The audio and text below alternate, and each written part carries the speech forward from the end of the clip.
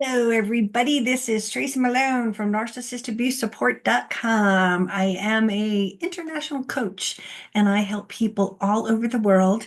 Today, we are going to be talking to those who are divorcing a narcissist, and specifically those who are divorcing a narcissist that still are working or have a job. Because people come to me and ask all the time, should I tell my boss I'm really screwing up? I can't focus. I have brain fog. I need all this time off. I'm having to deal with these catastrophes every day at work, and I feel like they notice and I'm going to get in trouble. So that's who we're going to talk to today. So if you have a job and you're wondering these sort of things, it's important to realize this is not like a normal divorce. In a workplace, people will be having a divorce all the time, but you're in a war zone, right? It's you're surviving a hurricane and everyone tells you it's just a light drizzle, right? This is huge. And when you're going through this much trauma, this much confusion and uncertainty, like you become unable to focus at work. I'm sure that you've figured that out. Even if you're not working, you can't focus. You get brain freeze, and there's so much that is being said about you and threatened about you, and it infiltrates your entire ecosystem of your body. So going to work and doing this is really hard. Giving you cred to tell you it's not easy. I remember going through my first divorce. I was working at Priceline.com, and I remember going to my boss and talking to him, and he was pretty understanding. And it was nice to at least have someone know that I was struggling sometimes, and it kind of lowered the bar a little bit for a short time, and that gave me a little bit more calm, if you would, right?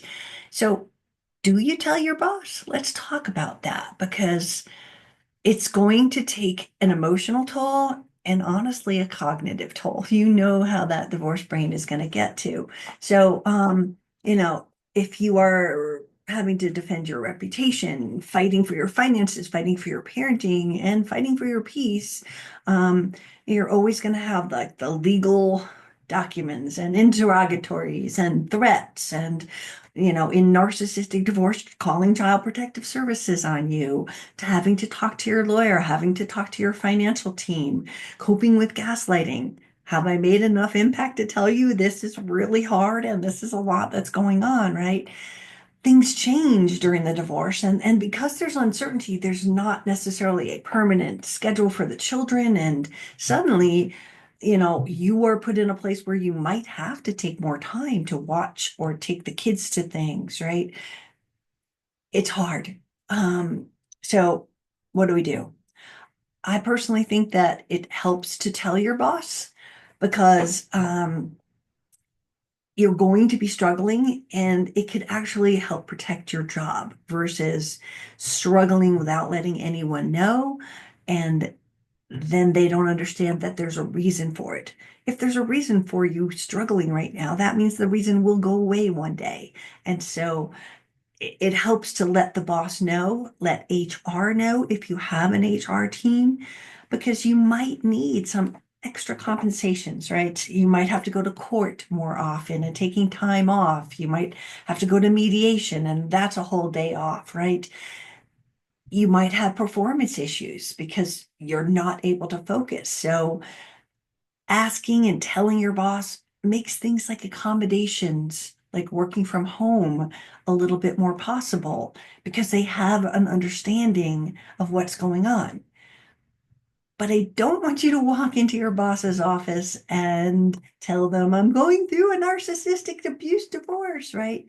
Use the word high conflict divorce. Don't use the narcissist thing. They don't need every single detail of what's going on. And that particular claim, it's like, oh, it's just a buzzword and it doesn't mean anything. It doesn't add any meaning to them. Yes, you've read books. Yes, you know how crazy it is, but your boss doesn't. So just saying a high conflict divorce, and you're going to need some flexibility, and you ask for it and you get through it. Hopefully, they are willing to give you some time, some understanding, some compassion to get through this time of your life, right?